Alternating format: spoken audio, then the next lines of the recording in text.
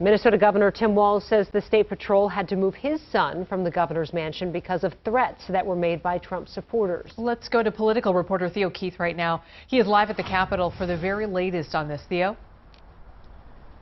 Security sources here at the Capitol have been worried for days about what might be to come. And then today, Governor Tim Walz made that revelation about the evacuation of the governor's mansion last week during the Storm the Capitol protest, which was free of actual violence but featured many threats against the governor, lawmakers, and judges. Because the result of that, in that language of taking the governor and his family prisoner, and there may be casualties, resulted for the first time the State Patrol entering the living quarters and removing my 14-year-old son to a safe location. As he's crying looking for his dog, wondering what's going on. Monday, a forum with Governor Tim Walz and the 4 top state lawmakers got ugly over the security situation. The House is now investigating 6 Republican lawmakers who attended last week's Storm the Capitol rally in St. Paul.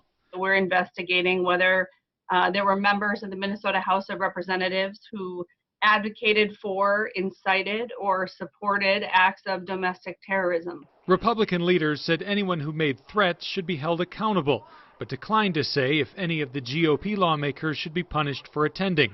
Instead, they pointed to a Democratic lawmaker who once threatened to burn down the Minneapolis Police Union president's hometown. We have to remind everyone, watch the rhetoric, and all of us condemn every single one of them, not just one side. Walz grew angry with the comparison and then abruptly left the forum. And I refuse to partake in that straw man fight or what I consider to be some pretty epic gaslighting going on. One of the Republicans who attended last week's rally tells me by telephone he left it early, and he says Democrats are now trying to project the U.S. Capitol riot onto Minnesota Republicans. And that's what we were doing, is simply exercising our freedom of speech in a very peaceful way, over and over peacefully.